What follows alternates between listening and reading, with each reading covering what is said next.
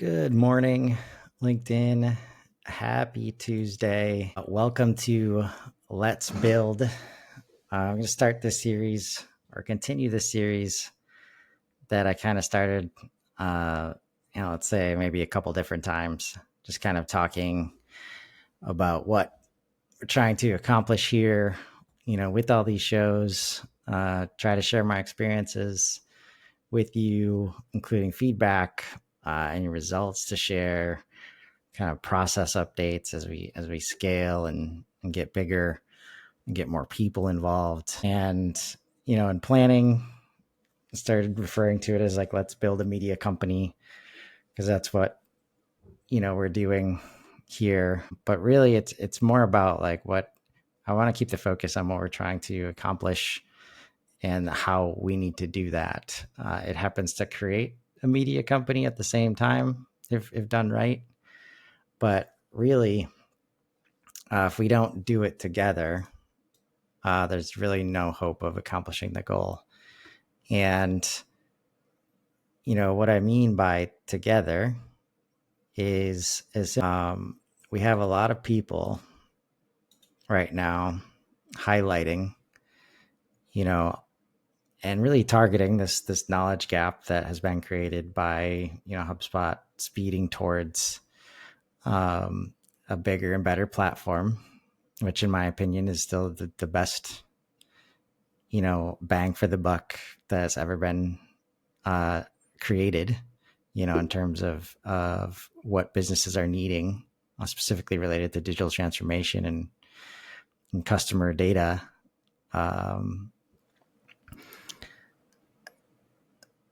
But this gap that's been left, it's kind of the moral of the story of the feedback that I'm getting.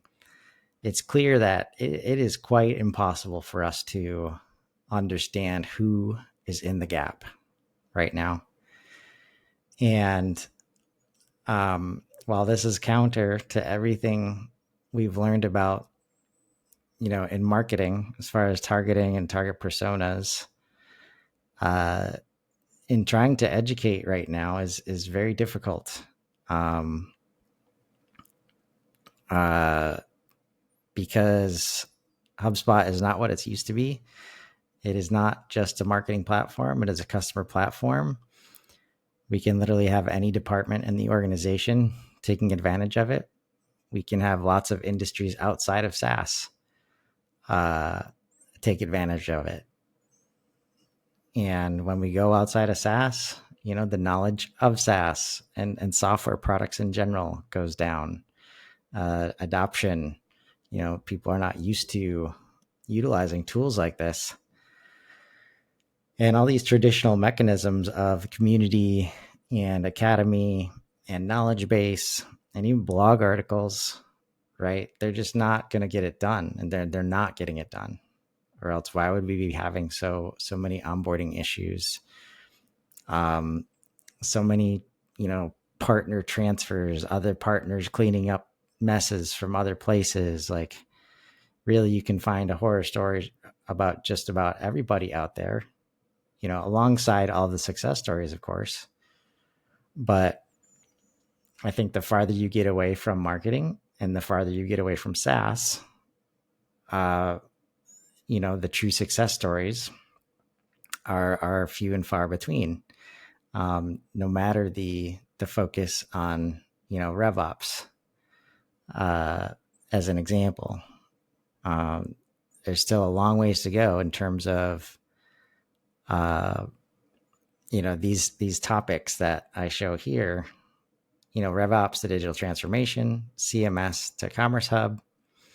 I picked these places specifically because while we feel overwhelmed by content, there is a serious lack of content relating to these things.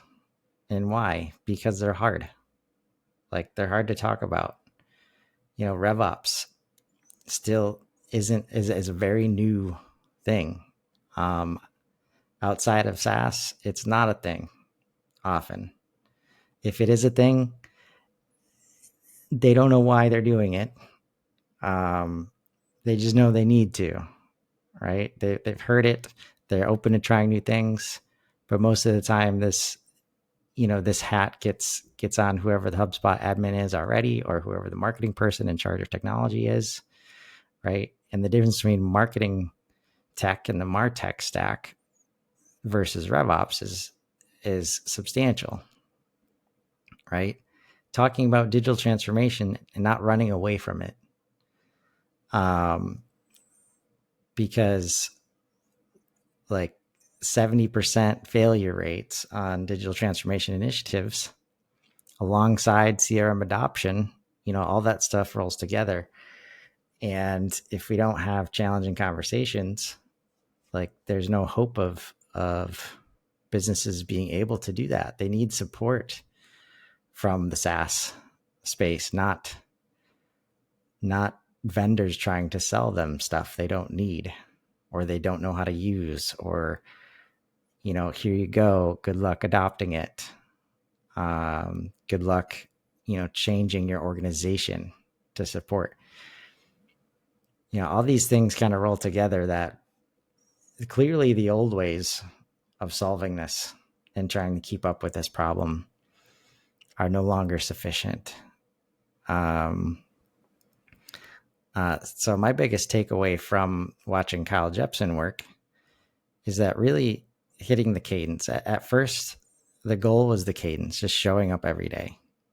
Like how else, like if the product is updating every day, how else are we going to keep up if we're not talking about it every day, talking about updates, talking about what those updates mean, in old tools, right? Talk a lot about new. And now we're getting to the point where everybody's realizing all these workarounds are like need to go away. And how do we transition away from the old tools into the new tools inside of the same system? So this description here was largely created by Claude after I put in, I don't know, about 40 episodes of just me, talking about all these challenges and how I think we should be approaching them. And it was on the money. This is an example of kind of just like, if we don't reach the cadence and just get out there and start, publishing in the way that's most comfortable for us, of course. But if you're passionate about something and you have knowledge to share, it's very likely it's something, it's knowledge that somebody else can use and will help them. So trying to figure out like tone of voice and targeting against this moving target of people, that are new to the space, right? You hold yourself back from actually sharing knowledge. So how do you create the habit of sharing knowledge and then start to learn from that feedback loop that will come on a platform like LinkedIn, right? But I put all those transcripts in, and behind this, there's like a tone of voice, report or assessment and all the things. And a lot of it was right on the money, right? If I had scripted it prior to, I would have wanted all of these things, right?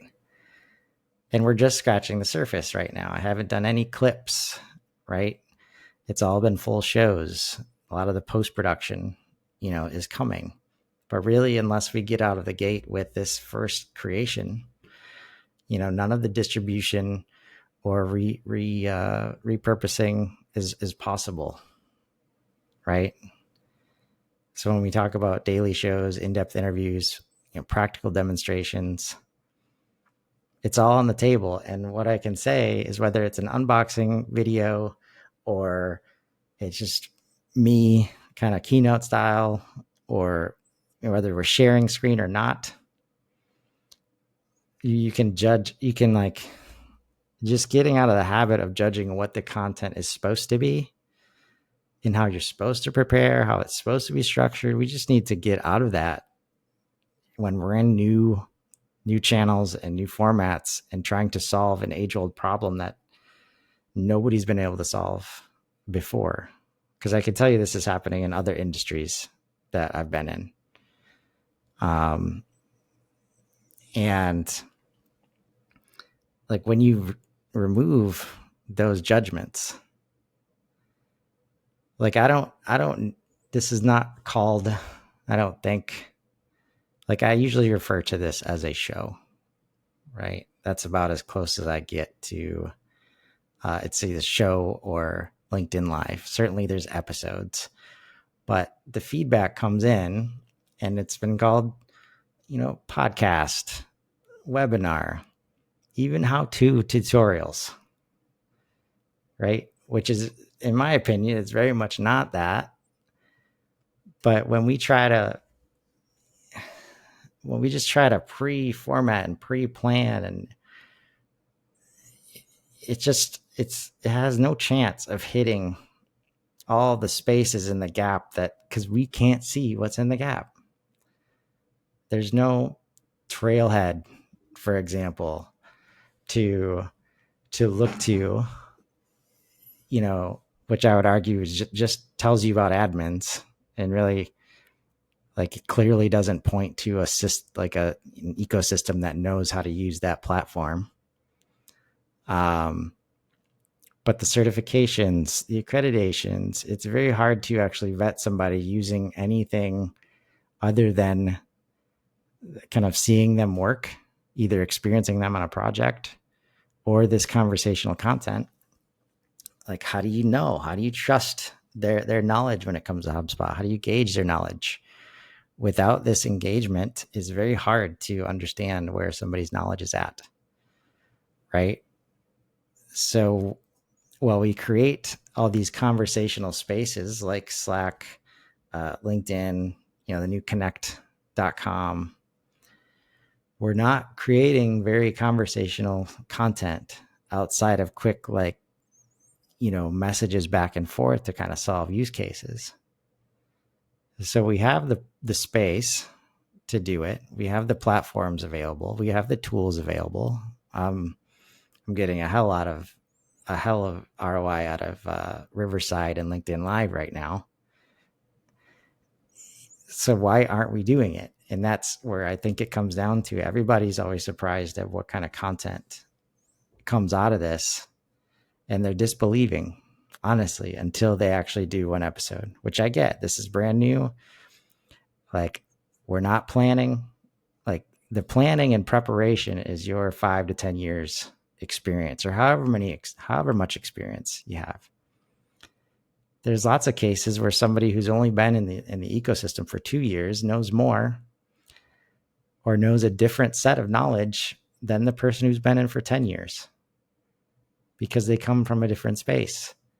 They come with a RevOps mindset. They come with a, commerce mindset. Even they come with e-commerce background versus marketers, that are most likely to have been here for 10 years. So the number of years that somebody has is not always an indicator, right? But there's generally something that you're passionate about, that you know a lot about. And the way, if somebody's interested, I always start with, fill in the blank. Let's build blank with first name, last name. Like, give me something you're passionate about. Give me something that hopefully relates to HubSpot, but definitely relates to like business growth and business strategy. And if we can do that, if we can bring that every day, the conversational content is working. The collaborative content is working. The off the cuff, organic, however you want to put it, it's working in terms of hitting people that I'd never planned on hitting, meeting people that I never planned on meeting, building relationships. But the numbers of views and minutes watched and all the things we're used to looking at, like when I have product managers sharing the content without asking them to do so, like, that's not going to show up in any numbers that you're used to looking at in terms of, is this working, right? So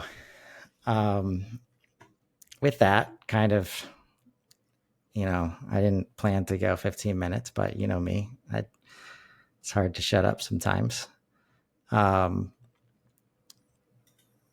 a lot of this, while it was just me to begin, I had to I wanted to prove the concept out. And if I couldn't show up every day, how am I going to ask others to do it? Right.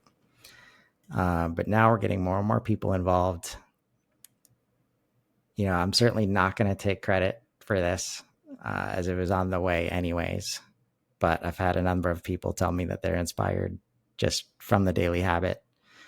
So it's good to see the amount of video content related to HubSpot updates, and even in the format that it's delivered, can tell it's much more like a focus on getting it out the door and less, scripting. Because we all have the knowledge in our heads, and all we're doing is taking conversations that we're having every day and doing them on LinkedIn instead, recording a video and sharing it instead. Right. So, but what I hope to do is, expand and kind of bring as many people as possible together to do this with a little bit more, intention, and kind of take some of the prejudgments off that are holding people back. Right. Literally, people have told me that they want to create more content. They have things in their head that they know would help people, but they have nowhere to put it. Where can they put it where it'll bring value to them? How do they know it will bring value to others? Just getting people started, doing shows has been so powerful. But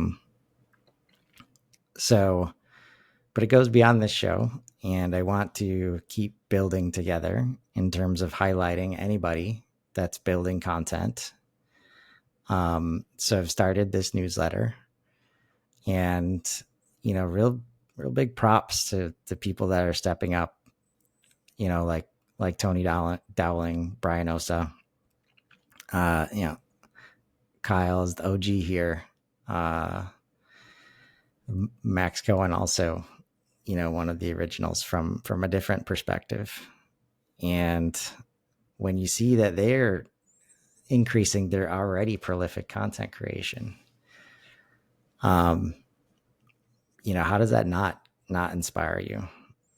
And this came out of urgency. I didn't mention that part like I did in the post, but I'm trying to think of how do you make this a core value of at least the content strategy, if not the business, right? Because I'm not a huge fan of, fail fast. And that mindset, I think it can create some bad habits, to say the least. Because it generally, as long as you're learning from the process, it's just successful iteration, successful learning, not really failing. But I think the concept of speed is important, because the speed of change is here. AI is rapidly evolving. It's forcing HubSpot to rapidly evolve, and all the dominoes are falling off of that. How do we evolve when it comes to sharing knowledge? And I started thinking about it, and I think urgency is having urgency to solve these problems, I think could be, a core value related to speed, right? Urgency of serving the change that's happening, right? And that urgency, Kyle knew, and I haven't talked to him about this, but there's 365 days in the year. He's not active every single day. And there's 800 app updates last year, more this year. So literally the math does not work in terms of keeping up. So he adds things in like this Monday morning briefing where he can do a lot at once, right? I have to imagine that came out of urgency. How can he keep up? There's an urgent problem forming if he cannot keep up, and he's, a brand evangelist, right? We had an awesome session with Dharmesh last week. I probably don't need to add anything there, but anybody wanting to learn about HubSpot, this admin's hug is just kind of an unmatched place to do it. but designed for the super users, right? And you can get a lot of inside info, but it's very hard for somebody new to come in there and understand what's going on, I think. George and I had an interesting conversation after I invited him onto the series, because he wasn't thinking about, superhumans in terms of professional aspects, right? And I think ultimately this is about finding holistic ways to share with the market so that they can, instead of running away from boiling the ocean, we just help them boil the ocean instead, right? And that's the change. Like, that's the urgency. It's not going away. You're never going to not need to digitally transform. So how do you embrace it and help them? It's very, like, if you're not treating the whole human being, it's hard not to run into challenges, left and right, inside and outside of organizations. So super happy to add that element in. Not to mention, George is great. Really lucky to be able to collaborate on content with him. Willem has stepped up, as somebody inside the four walls, knowing that there is an onboarding problem right now. Like, let's have, somebody who knows customer success on board, sharing their knowledge with us. That's been a great series, and Willem has been great. And then I'm stretching the boundaries here, feeling stretched myself, but really I'm trying to move towards, like, imagine just an 8 to 5, HubSpot news channel, right? Not that far away here. I've got half the day, filled up, and it's an effort for one person. Like, this is where, like, okay, this is a media company, like, the right tools and people and, processes need to start showing up if we have any chance to scale outside of this. This is where Danielle and Brian did a great job a couple Fridays ago, showing up without me. And I was so happy to see that. That is, part of the, ongoing effort here is, how do we kind of hand these off and help people do their own shows? Because there's no doubt that no matter who's on, no matter the topic, I've had feedback about the value of this content with almost no prep in a lot of cases. So this week, we had a couple of great shows yesterday with Tony and Brian. Started a great pricing series with Brian. I think one thing we're going to try to do moving forward is like relate it to what you need to see in HubSpot, what you need to enable in HubSpot. If we're asking people to kind of bounce between pricing strategies when it comes to the different products, cost plus versus competitive, all the way through value-based pricing, for asking our sales team, to operate in specific ways, there's some tools in HubSpot that can help with that. The hug that's going to be on in an hour and a half. I'm excited to see this. And this is looking like a kind of an open mic, open forum session. We'll see. But those have been super valuable. And, the beautiful thing about HubSpot is the feedback loop is amazing. They're willing to listen. So if you want to be heard, kind of show up in these places and anybody can have the opportunity, even the newest person in HubSpot. Not reserved for elite status or customer boards or, this is a place where you can engage and share feedback. And we have Stuart tomorrow with some, it's been interesting. We're calling it Connected GTM, but, he's, for the last couple months, he's been building, something pretty awesome over there with connected GTM and the Substack and content subscriptions. And just, again, many people are targeting this challenge in many different ways. And he's able to take his audience that he built up, with arrows and build this or steal this workflow, and now, serve something a little different with the same Stewart, flavor, right? He's getting a lot of good results there. Lucila, well known from the community, does boot camps. This conversation, like, this is how hard it is right now. Like, what is a super admin supposed to be doing? I've been talking about this with George a lot too.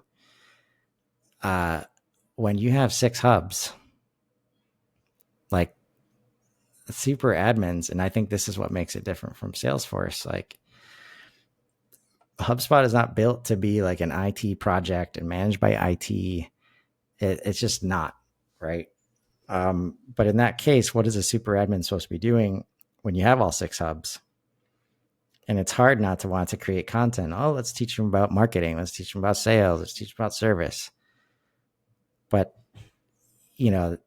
super admins go from 1 hub to 6 hubs. Which one do they have? Right? So really focusing on mindsets and a lot of the interpersonal, like, coaching and training that has been missing, right? To get user adoption, to help bring change to organizations, to help apply HubSpot to business strategy, I think is super important. And we had a great first episode a couple of weeks ago. Looking forward to the next one tomorrow with Lucy. I'm sorry, I'm highlighting hugs here, throughout the process as well. I'd like to get in the habit of adding LinkedIn posts, but there's podcasts. There's so much good content. So it'd be awesome to create like a cadence of, how do we just start pooling this stuff, easier. There's so much good stuff being shared on LinkedIn. And if we could just bring it together, like, how much more powerful could it be? Ongoing series with George and Willem. We got some exciting stuff coming with Willem that will be new in early September, getting some more people involved in the show, especially when it comes to onboarding and onboarding tools that we know are successful right now. I get to join the guys at Growth. Put this on the schedule a couple months ago. Still, and this is orders, good timing. Like, orders, the order view just came out. The order record view just came out last week. I'm actively talking to that team to help orders really be, what the users need. And this is where it's outside of SaaS, right? Like, order and order management and order portals, right? We've got to find a way to serve outside of SaaS, which is something most of the ecosystem is not used to doing, right? So really excited to, I'll just click on this. Oh, yeah. Really excited to present, at their, semi-regular, micro lessons that they've been doing. Rick and the team there have been doing a great job of, adding another community. They've got a Slack community together, almost 100 people in it, I think. And there's some engaging conversations. All of this, like, how do we get conversational? That's what, like, I don't know. I can't point to, I'm sure if I had a degree in behavioral science, or something related to human behavior, I could tell you exactly why. That's why I'm an avid, reader and listener, not a reader, but a listener to Audibles and Brave Together. And now Super Communicators is something I'm listening to at just the right time. Like, we have to find a way to expose information and knowledge to the people that need it and want it. And through conversational means, like, I think this is what will close the gap. This is the true challenge of digital transformation, right? Before you needed to be digital, you got together in the office, you got in the car for ride alongs with sales. The learning was conversational because we were right next to each other. How do we get back to that? Right. And it's not, pitchy webinars.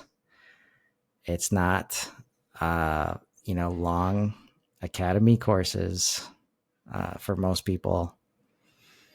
It's not how-to tutorials that don't match my HubSpot portal because my company has different properties and have changed the views, right? So I think the conversational content, one, like, lets the guard down. Like, we're not trying to have a standard of quality and accuracy like you need in the academy, like you need when you're certifying people, like you need when you're calling it a tutorial or a how-to.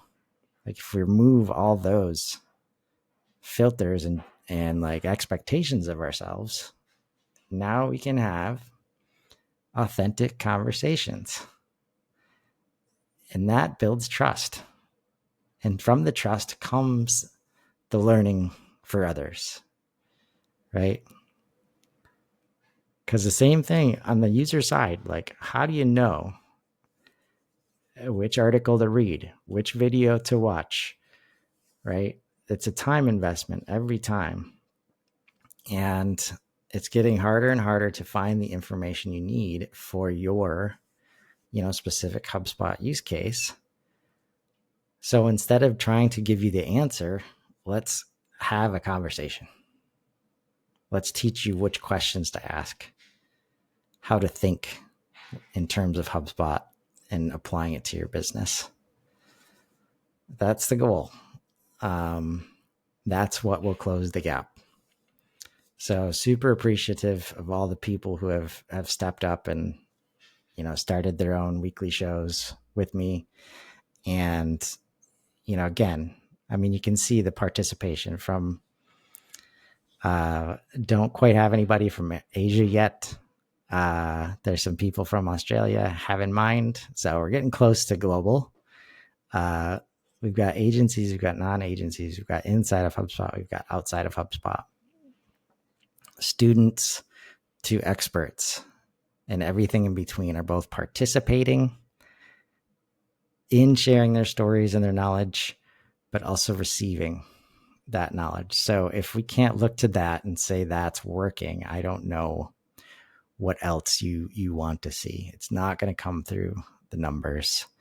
And it's something that, if we do this right now, we can expect, the growth to continue, and hopefully, onboarding issues go down and all these challenges that we have due to knowledge gap. I think everybody can point to that. Like, how do we change that narrative? And it's only by serving that gap. So if you're thinking about your knowledge base, when it comes to HubSpot, or when it comes to your own use cases and what you've learned inside of organizations, engaging with the community, engaging with HubSpot themselves, what are you passionate about? How can you share your knowledge? Like, what have you been wanting to share but couldn't find a way to share it? Let's have a conversation about it. Think about those things. Let's find some opportunities for you to share, and let's grow. Have a great day, everybody.